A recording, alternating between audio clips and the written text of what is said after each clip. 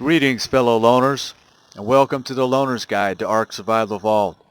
In this episode, we're going to review the newly released Titanosaurus Dossier.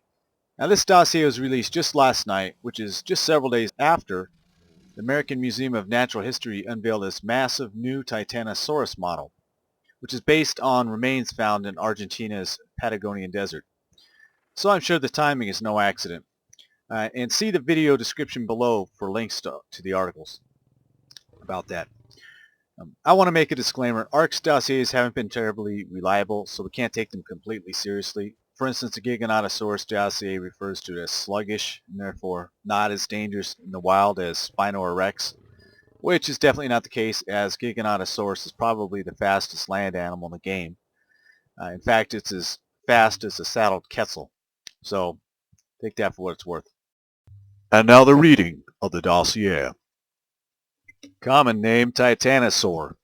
Species, Titanosaurus vagacastrum. Time, late Cretaceous. Diet, herbivore. Temperament, passive unless approached. Wild. Today I witnessed an unforgettable sight. Extremely rare Titanosaurus vagacastrum. Essentially a walking mountain, it is an absolutely enormous sauropod which has developed armored plates of bone protrusions all over its body. Between these plates and its unparalleled size, Titanosaurus is extremely difficult to put down. In addition, Titanosaurus seems outright immune to any sort of narcotic effects. They often inadvertently crush nearby creatures underfoot with every step they take. It's kind of a non sequitur, don't you think? Well, anyway. While most sauropods ignore non-hostile creatures, Titanosaurs take issue with creatures invading its personal space. This is probably because they aggressively feed off any and all plants they can find. Titanosaurus eats constantly, which certainly helps recover health quickly, even after fighting off numerous carnivores such as Giganotosaurus. Domesticated.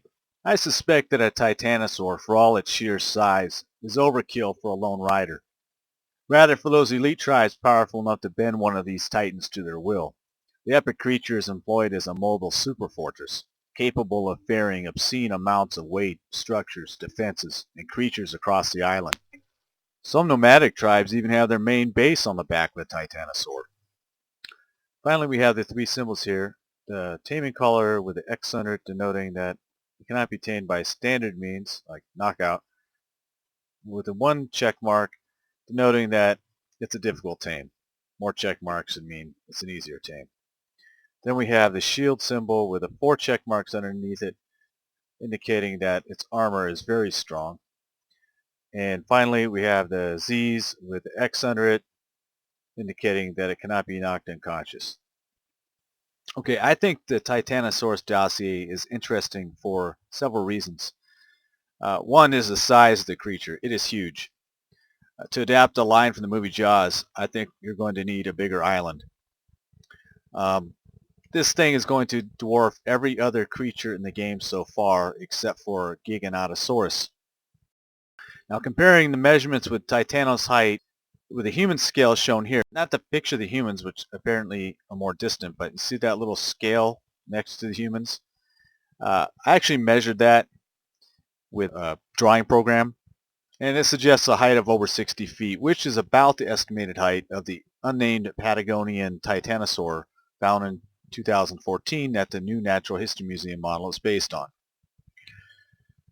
Compared to Giganotosaurus, the Titanosaurus in the dossier appears to be less exaggerated in size and height.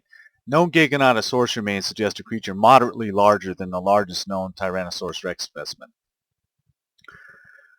Based on its size, we can expect its health pool to be extremely high.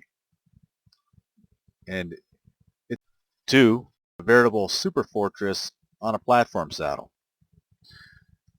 So that's another whole dimension of the thing there once it's tamed. It cannot be knocked out. We don't know, 3, how it will be tamed. Will it be a passive tame? We'll find out.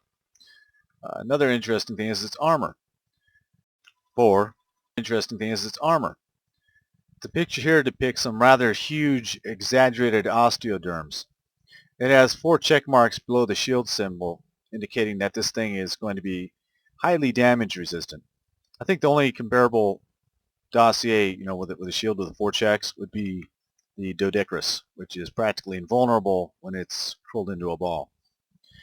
So couple that with its presumably extremely high health and quick health recovery, as mentioned in the dossier, and you have one very hard to kill dino.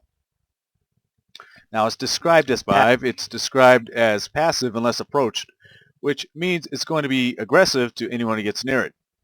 I really think this should be more the rule rather than an exception for large herbivores in a game, because in the real world, large herbivorous animals can be very dangerous if you get too close to them, or otherwise make them feel uncomfortable or threatened. They just happen to do it with a very potentially dangerous large herbivore. So I hope they will modify Brontosaurus and Triceratops and other herbivores to behave more like that. I think that would be cool. That's just my opinion. Number 6, it's the introduction of the first dino in the game to be able to rival Giganotosaurus. Now this is an indication that ARK's devs do not intend to scale back Giganotosaurus to a more scaled, realistic level, but rather to create a whole new tier of epic, titanic dinosaurs. This epic tier, as it were, is another move in the favor of large, powerful tribes, which the dossier refers to as elite tribes, or some people call alpha tribes. Now I think one likely motivation for the devs to cater to larger tribes is financial.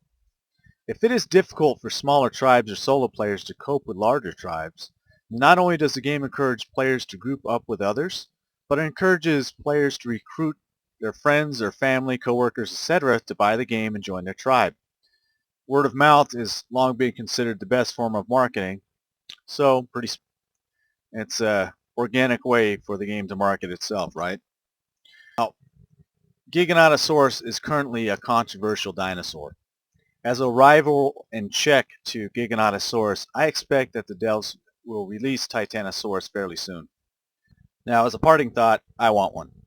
In fact, I'm sure the eggs will be valuable for taming something awesome, so I'll probably want two. But it's probably going to be an extremely difficult tame, so we'll see. We'll see what happens. Well, thanks for watching. I hope you enjoyed hearing my thoughts on Titanosaurus, and I'd love to hear yours as well. Do you agree or disagree? Are you looking forward to Titanosaurus? Do you think Titanosaurus would be a good thing or a bad thing for the game? Share your thoughts in the comments below, and feel free to pipe in on Facebook or Twitter, which is listed in the description below. I'm just getting those going, so I'd love that too. If you have enjoyed the video, please mash that thumbs up button. That would help me out. And if you're not subscribed yet, I hope you will, because us loners got to stick together. Take care and play the game. Don't let the game play you.